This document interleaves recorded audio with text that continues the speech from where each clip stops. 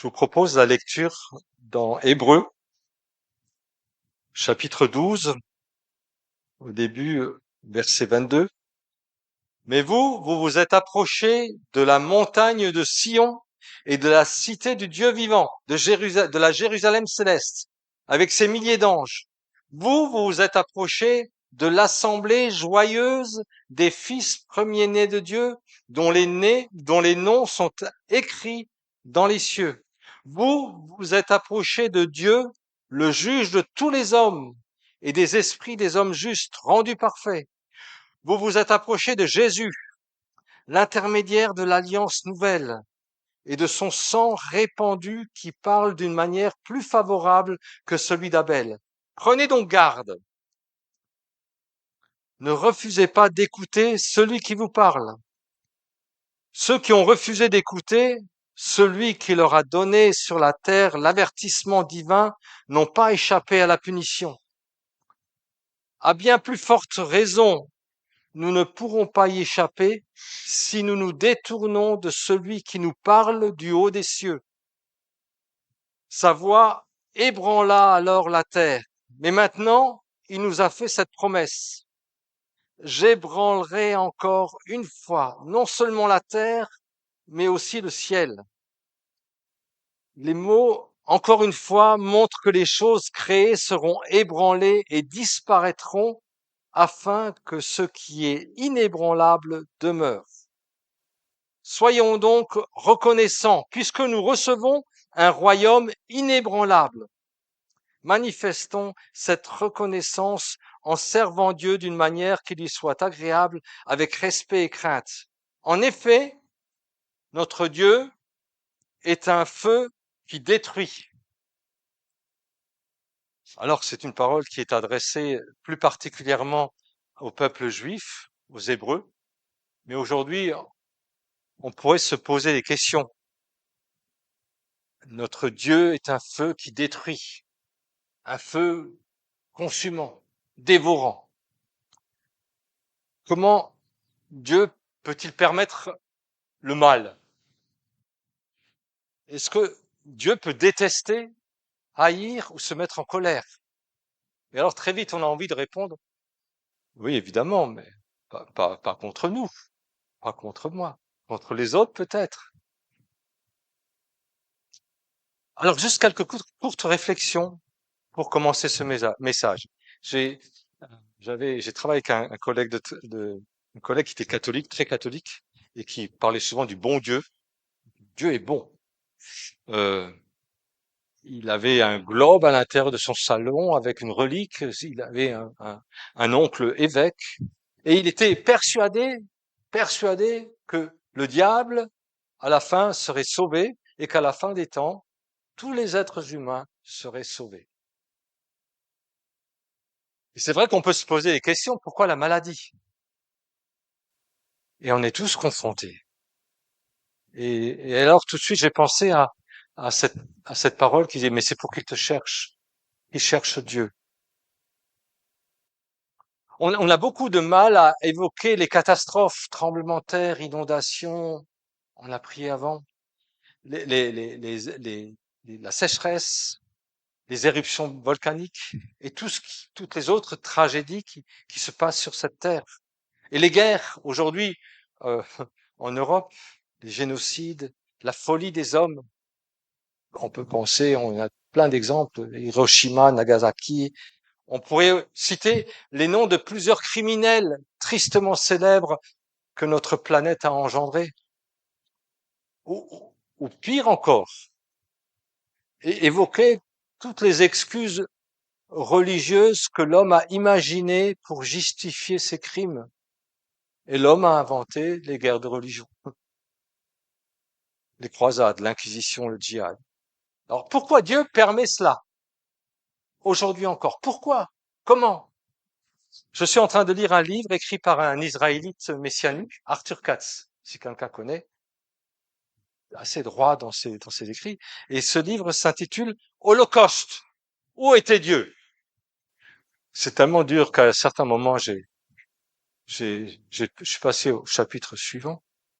Et il commence son livre en se demandant comment se fait-il que nous ayons été systématiquement annihilés, non pas je ne sais quelle peuplade sauvage et primitive, mais par l'Allemagne, la nation la plus éminemment civilisée de la Terre à l'époque. Et il continue en disant, mais où donc est la miséricorde du Dieu du Nouveau Testament? Si ce genre d'événement peut se produire de nos jours sous les auspices d'une nation dite chrétienne, l'Allemagne luthérienne. Wow.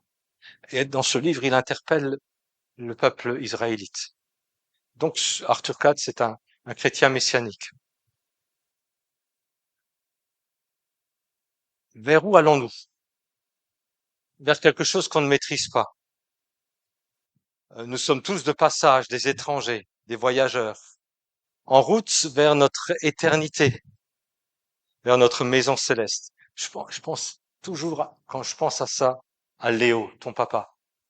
Et on a passé une semaine ensemble, et Léo me disait, on était très nombreux là, sur la montagne à Bussan.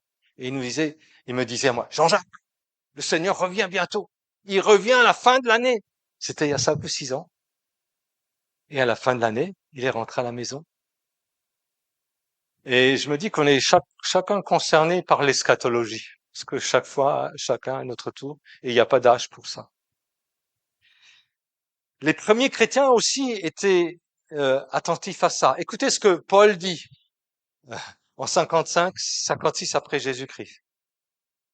Paul dit aux Corinthiens, car la figure de ce monde passe, car le présent ordre des choses va vers sa fin. Voici ce que je veux vous dire. Il reste, frères, peu de temps, car ce monde tel qu'il est ne durera pas très longtemps. Et il y a quelque temps, on m'a passé un enregistrement sur un séminaire qui s'est passé à Bertry-Moutier. Si ça vous intéresse, je peux vous passer l'enregistrement. Le thème, c'était racheter le temps. Ça s'est passé le 8 mai de cette année. Et le frère nous parlait de l'espérance de vie. Il disait que au 19e siècle, l'espérance de vie était de 43 ans. Qui est-ce qui a plus de 43 ans aujourd'hui? Aujourd'hui, c'est beaucoup plus que 80. Mais en 1720 ou 1750, il y avait une très forte mortalité infantile. L'espérance de vie était de 25 ans. On ne serait pas nombreux aujourd'hui. Je crois, il y aurait presque plus personne. Ils sont tous à côté. Racheter le temps pour annoncer l'évangile. Racheter le temps pour marcher vers la sanctification. Racheter le temps pour se préparer à l'éternité. Prendre conscience que notre vie n'est qu'une vapeur. Le frère qui prêchait, c'était Branco Luciano, un pasteur de Toulon. Et alors, il a cité un truc. Je sais pas si vous êtes aussi des amateurs de bande dessinée. Il y a une bande dessinée d'Astérix et Obélix qui parle de la couronne de César. Vous vous rappelez de ça? Puis à un moment donné, on voit César, et puis quelqu'un il n'y avait pas de laurier, ils ont pris que du thym, et le commentaire c'était, ça sent les grillades. Mais il semblerait que du temps de Titus, il y avait effectivement un esclave qui était sur le char du général qui rentrait triomphant à Rome, et cet esclave tenait la couronne de laurier, et il était chargé de chuchoter à l'oreille du général, Memento mori. Souviens-toi que tu vas mourir. Constamment, tout le long du trajet. On n'a qu'une seule vie sur Terre, alors ne perdons pas notre temps. C'était le thème de ce message. Donc, si vous voulez l'enregistrement, je peux vous le passer. Moi, je suis très, très, très interpellé par la puissance du mensonge dans notre monde. Et on pourrait presque parler de la dictature du mensonge, du complot du mensonge. Alors, pour illustrer ce point-là, je voudrais juste vous lire dans Proverbes, au chapitre 6, verset 16. L'Éternel hait 6 choses, voire 7, qui sont en abomination à son âme. Premièrement, les yeux hautains, Deuxièmement, la langue fausse. Troisièmement, les mains qui versent le sang innocent. Quatrièmement, le cœur qui machine des projets d'iniquité. Cinquièmement, les pieds qui se hâtent de courir au mal. Sixièmement, le faux témoin qui profère des mensonges. Septièmement, est celui qui sème des querelles entre les frères. Moi, ça m'a marqué parce que, bon, les trois du milieu, ça nous concerne pas. Personne entre nous a commis un crime mais ces trois-là sont entourés par deux choses que Dieu est, devant et derrière, et qui concernent uniquement le mensonge. On aurait pu imaginer qu'ils mettent, je hais le blasphème, je hais le viol, je hais les querelles, la bagarre. Non, non, c'est le mensonge. Les yeux qui regardent les autres de haut. L'orgueil, le mensonge de l'orgueil. La langue qui répand des mensonges, des demi-vérités, des ragots. Ça, c'est les deux premiers. Et les deux derniers, le faux témoin qui dit des mensonges, dire du mal. Ou, septièmement, l'homme qui sème la discorde entre les frères. Est-ce que moi aussi, je peux me tromper, faire fausse route, être dans le mensonge? Est-ce que nous pouvons nous tromper ensemble? Paul parle d'aveugles qui conduisent d'autres aveugles. Alors n'oublions pas que le prince de ce monde est le menteur. Il est le père du mensonge. Il suffit de regarder l'actualité. Comment des peuples entiers peuvent être manipulés par le mensonge? Comment des milliers de personnes ont été enfermées à cause du Covid en Chine et d'un coup libérées à cause de la Coupe du monde de foot? Et puis après, quand on parle de cette Coupe du monde, on s'imagine ces millions d'euros dépensés au Qatar, juste à côté du Yémen, un pays ravagé et par presque 9 ans de guerre et touché par la pire crise humanitaire au monde. Et chez nous, en France, la devise liberté, égalité, fraternité. C'est la devise de la République française. Elle orne les bâtiments publics, choisis en 1848 sous la Deuxième République, et elle s'inspire des principes de la Déclaration des droits de l'homme et du citoyen de 1789. Mais depuis 1848, il y en a de l'eau qui est passée sous les ponts de la Seine. Il y a eu Vichy, il y a eu plein d'autres choses. Et cette devise est devenue vraiment un mensonge. Et il y a des nations entières qui sont sous la chape d'un mensonge, voire même d'un interdit. Alors moi, mon père avait toujours une réflexion qui disait par rapport à la liberté, la liberté, ok, mais la liberté de mon prochain s'arrête là où commence la mienne, hein. Donc attention, hein, à la liberté. On est tous des écolos. On veut tous sauver la planète. Et d'un coup, on se rend compte que partout autour de nous, on fabrique de plus en plus d'armes pour détruire la planète. À propos d'écolo, j'entendais une personne me dire qu'il fallait finalement, pour sauvegarder le monde animal, supprimer l'être humain. No comments, hein.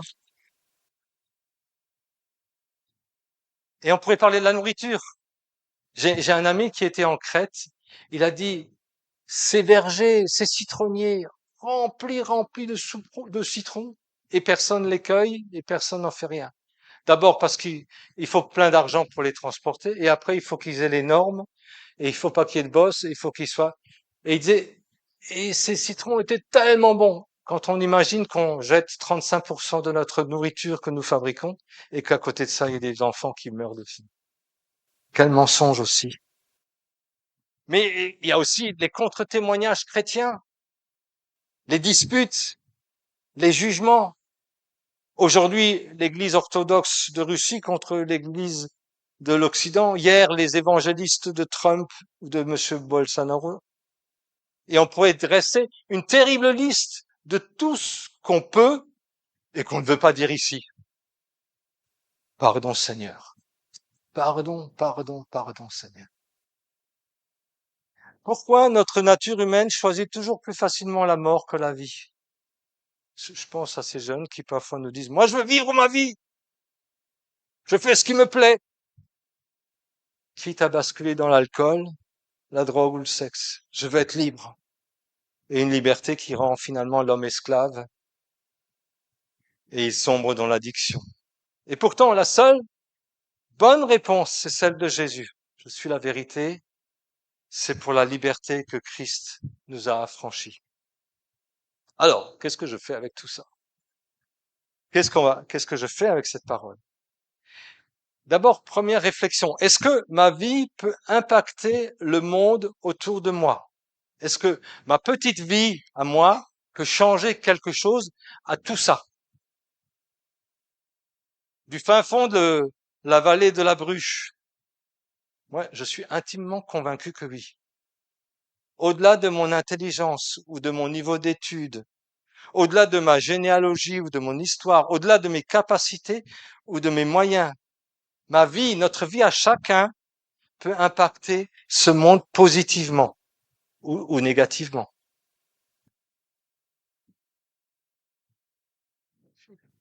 Alors, on peut trouver des exemples. Je pensais aux abeilles, hein. Il y a trois apiculteurs là au milieu de nous. Le type qui a eu en 1980 et un peu avant l'idée de vouloir, pour gagner plus d'argent, mélanger les races entre Apis cerana et Apis mellifera, ben ce type-là, il aurait mieux fait de se taire et de ne rien faire, parce que ça a été une catastrophe. Et aujourd'hui encore, 40 ans après, on a subi les conséquences de Varroa. Mais d'une façon positive aussi. Je pense à l'histoire, à cette histoire qu'on nous a racontée il n'y a pas longtemps. Une universitaire, professeure des écoles, une personne très très très intelligente, a été une maman lamentable. Et pour moi, une personne mentalement malade, s'il n'y avait pas plus même une possession. Et les services sociaux ont mis beaucoup de temps à se rendre compte de ce qui se passait, ce qui fait que cette fille, cette petite fille qu'elle élevait, a grandi, et très souvent elle était soit maltraitée, soit mise à la porte de l'appartement. Et dans ce quartier de Haute-Pierre, ce sont des personnes toutes simples, peut-être les personnes les plus simples de notre Église, qui se sont rendues compte de ça et qui ont accueilli cette jeune fille, et qui aujourd'hui est et adulte, et elle a des enfants, et chrétienne, et née de nouveau, et sauvée. Nous recevons un royaume inébranlable en acceptant Jésus dans notre cœur. Nous devenons les fils et les filles du roi des rois. Et ce monde a besoin de nos prières, de vos prières. Il a besoin d'entendre ton témoignage, notre témoignage. Le problème, c'est qu'il y a un risque et un danger. Est-ce que je pourrais me fabriquer ma propre religion? Est-ce que les paroles dures de l'évangile, ce n'est pas pour moi? Et je picore que ce qui m'intéresse. Ça, c'est du tri sélectif. Je garde que ce que j'aime, ce qui me fait plaisir, ce qui me conforte et me donne raison. Est-ce que je peux être intoxiqué par la mentalité de ce monde? Je n'aime pas entendre parler d'obéissance, d'autorité, de soumission, de mort à soi-même, de renoncement. Alors, on peut déjà voir un peu un commencement d'explication à ce qui se place dans notre monde. Qui est responsable de tous ces désordres? Alors, je vais essayer de vous donner trois pistes. Premièrement, d'abord, c'est l'ennemi, l'accusateur, le père du mensonge, hein, je l'ai déjà dit. On a vu l'action de l'ennemi à cause du mensonge. Et on pourrait souvent dire, finalement, c'est à cause de l'homme qui est le premier responsable après l'ennemi. Mais pas toujours. Le meilleur exemple, c'est l'histoire de Job. Un homme intègre, juste, craignant Dieu, pieux, tellement juste qu'il était très riche. Cet homme était le plus éminent de tous les fils de l'Orient. Et il va perdre en une fois 10 enfants. En perdre un déjà, c'est terrible. Il va perdre 7 fils et 3 filles. Et d'ailleurs, il va tout perdre, ses troupeaux, sa santé. Et c'est une épreuve permise et une action terrible du diable pour pousser Job à perdre sa foi. Ici, c'est évident, c'est l'attaque de l'ennemi. Si tu veux suivre le Seigneur Jésus, tu risques d'être confronté aux attaques de l'adversaire. C'est tellement clair et évident que tu sauras que c'est parfois à cause de ton engagement et de ta foi. Si on te dit qu'en devenant chrétien, tu vas surtout baigner dans l'amour, la prospérité et la réussite, on te trompe. Ce n'est pas un chemin large ou une grande porte qui s'ouvre devant toi. Au contraire, c'est un chemin étroit et une porte étroite. Et il y aura aussi des combats et des obstacles, des géants. Et là, ne t'inquiète pas, ce sera souvent la preuve que tu es sur le bon chemin. Deuxièmement, il y a cette pensée de ce feu dévorant. Je suis un Dieu jaloux et je combattrai pour toi les géants. C'est ce qu'on a lu dans Hébreux 12, 29. Dieu est un feu dévorant, un feu qui détruit. C'est l'image du Sinaï, en feu sous la nuée lorsque Moïse rencontre l'Éternel. Mais ce verset est repris dans deux passages après, dans Deutéronome, juste avant d'entrer dans le pays de la promesse, juste avant de traverser le Jourdain. Le Jourdain signifie rivière de la peine, du jugement, ou descendre. Parfois, on a besoin de descendre de notre piédestal pour reconnaître que Jésus est roi et souverain. Le peuple est, après 200 ans et 40 ans de marche dans le désert, va être miraculeusement extirpé de son esclavage. Et il se retrouve là devant le pays de Canaan. Pour nous, c'est l'image du baptême. Est-ce que tu as pris les eaux du baptême? Bientôt, on aura un baptême ici. Le Jourdain, c'est un peu l'image pour nous du baptême et de la vie nouvelle en Christ. Et là, c'est Moïse qui parle. Deutéronome 4, 24. L'Éternel vous a parlé au milieu du feu à Horeb. Le Seigneur s'est mis en colère contre moi à cause de vous. Moi donc, je ne passerai pas le Jourdain. Mais vous, vous le passez et vous prendrez possession de ce pays. Prenez garde à vous.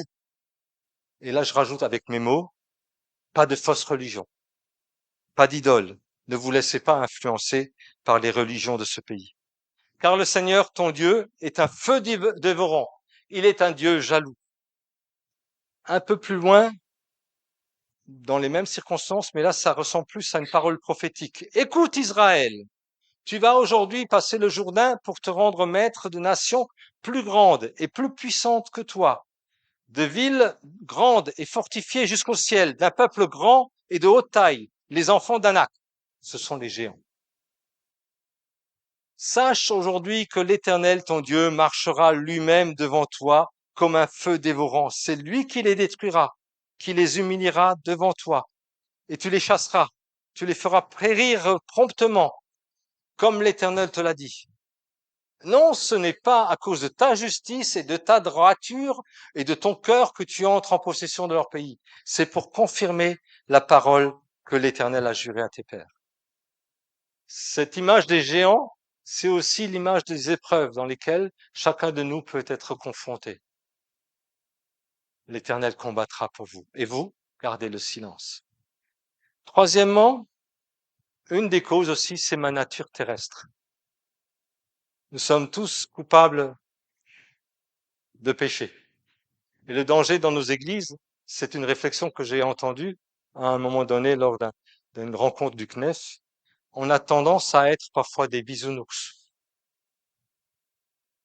On voit tout trop, de façon trop jolie, et on réalise pas que les choses sont beaucoup plus sérieuses. Alors, j'ai noté là, je renonce de vouloir absolument toujours avoir raison.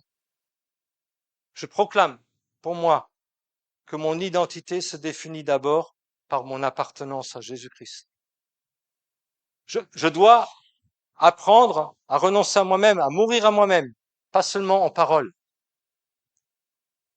Attention les amis, de pas se juger les uns les autres en retenant à leur charge, à la charge des autres chrétiens peut-être, que leur mauvais côté et en oubliant leur bon côté. Alors voici les paroles dures d'Arthur Katz, qui s'adresse d'abord évidemment à Israël. Il leur dit, rejetez la parole divine, donc c'est dans ce fameux livre, Holocauste, où était Dieu. Rejeter la parole divine, c'est rejeter Dieu.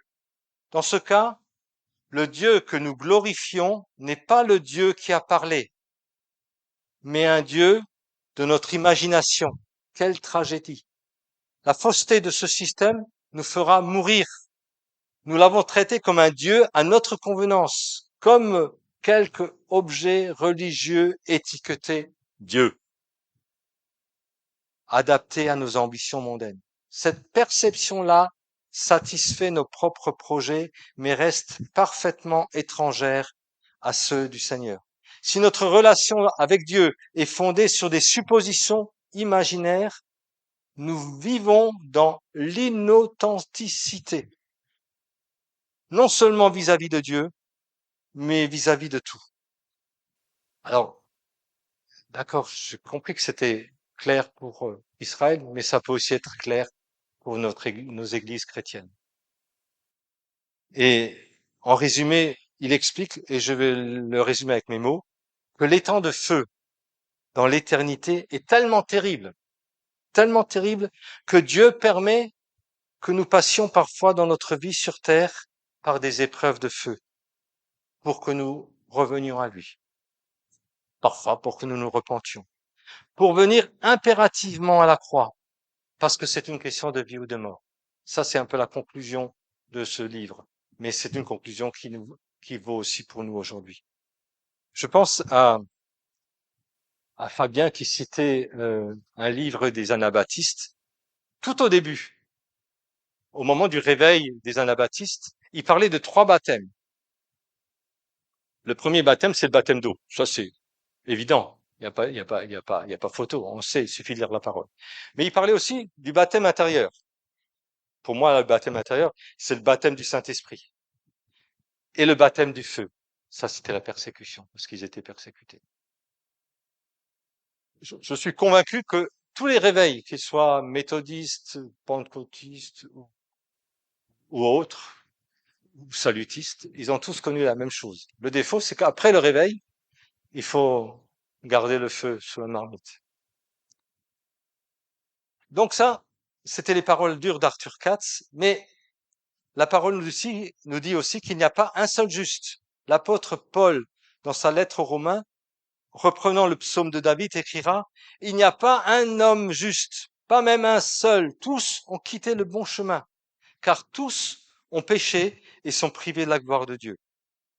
Et lorsque l'apôtre Pierre, après avoir travaillé toute la nuit avec ses collègues sans attraper un seul poisson, réalise, en retirant sur l'ordre du Seigneur ses filets pleins de poissons, il en a tellement que la barque s'enfonce dangereusement. Pierre réalise alors que Jésus est Dieu, le Messie, et il s'écrie, retire-toi de moi, car je suis un homme souillé par le péché. Le péché, c'est tout ce qui nous éloigne de la sainteté de Dieu. C'est tout simplement rater la cible, passer à côté du plan divin.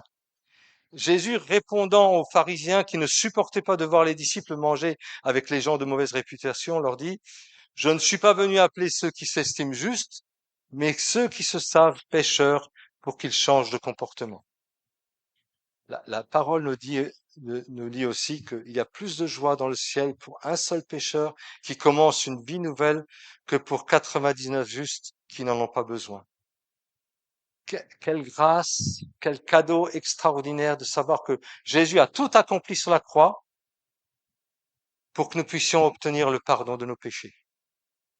Alors prions pour qu'autour de nous, des personnes puissent rencontrer le Seigneur.